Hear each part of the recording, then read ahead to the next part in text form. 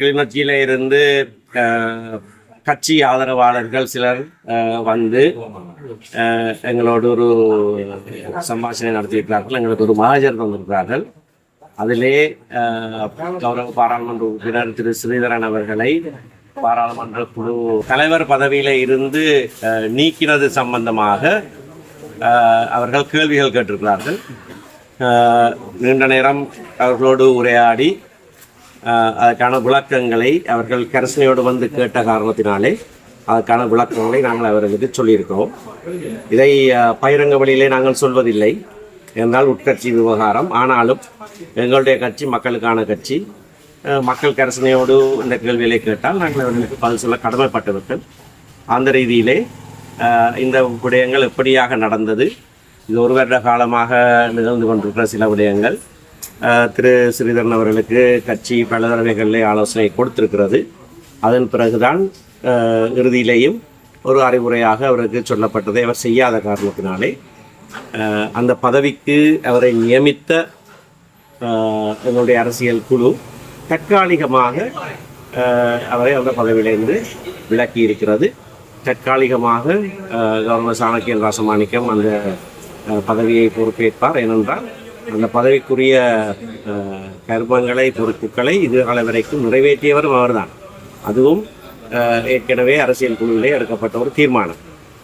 ஆகையினாலே இந்த தற்காலிக ஏற்பாடு செய்வதற்கு ஏன் நேர்ந்தது என்ற விளக்கத்தை அவர்கள் கருத்தனையோடு வந்து கேட்ட காரணத்தினாலே அவர்களுக்கு நாங்கள் சொல்லியிருக்கிறோம்.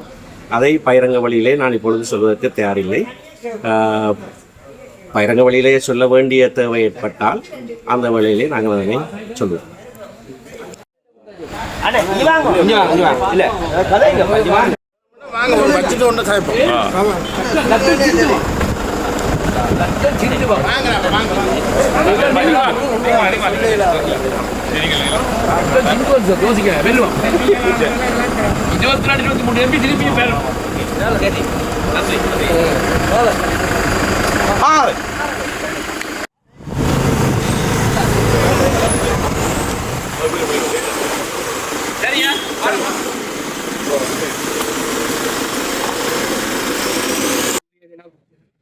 கிளிநொச்சியில் இலங்கை தமிழரசு கட்சியினுடைய தற்கால சிதறுவிலை காரணமாக கண்டன ஒரு கூட்டம் ஒன்று குற்றவாள மண்டபத்திலே கிளிநொச்சி மாவட்ட பொது அமைப்புகளுடைய ஒன்றியத்தினரால் ஒழுங்கு செய்யப்பட்டுள்ளது.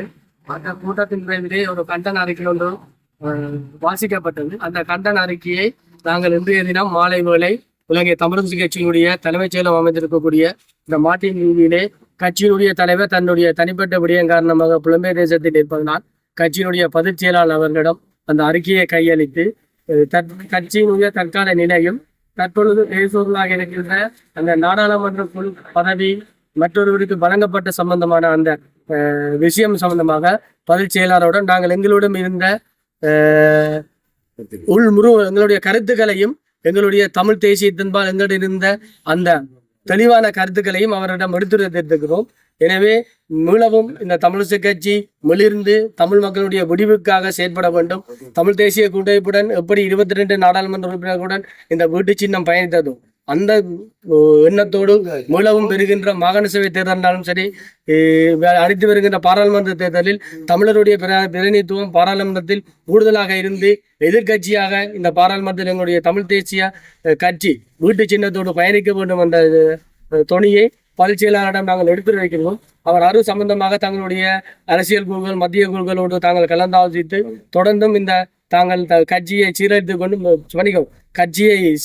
கொண்டு தமிழ் மக்களுடைய அரசியல் விளைவுக்காக பயணிக்க வேண்டும் என்று எடுத்து வைக்கிறோம். அவர்கள் இதற்கு தாங்கள் அதற்குரிய செயற்பாட்டுக்கு தாங்கள் அனைவருடன் சேர்ந்து ஒத்துழைப்பதாக கூறியிருக்கின்றார். இதுதான் நாங்கள் இந்த மாட்டின் அலுவலகத்தை சந்தித்த விடயம். அந்த கண்டன பேரணியில் நாங்கள் எங்களுடைய தமிழக கட்சி சேவை நோக்கி பயணிக்கின்றது.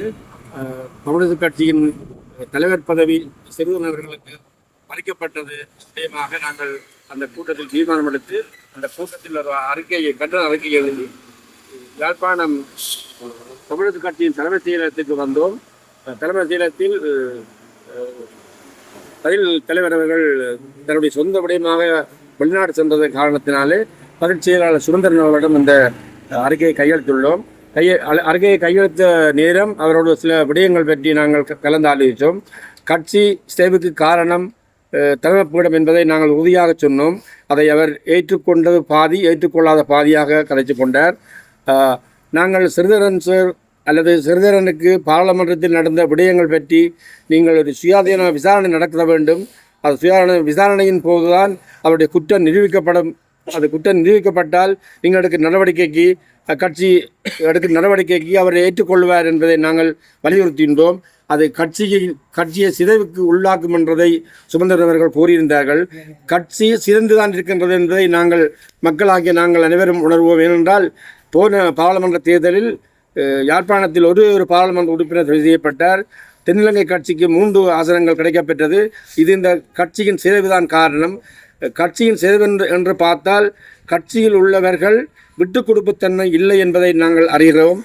ஒரு தலைமைப்பீடம் என்பது சில பிள்ளைகள் சரிகளுக்கு அப்பால் தங்கள் கட்சியை வழிநடத்தி செல்ல வேண்டும்.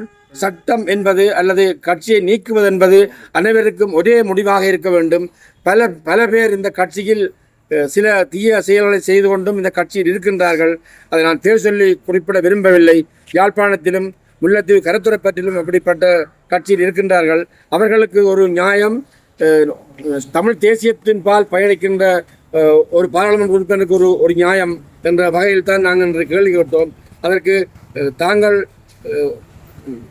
அனைத்து உறுப்பினர்களும் சேர்ந்து ஒரு நல்ல முடிவெடுத்து ஒரு விசாரணை நடத்தி அந்த விசாரணை மூலமாக அவருடைய குற்றம் நிரூபிக்கப்படும் என்றதை உறுதினார்.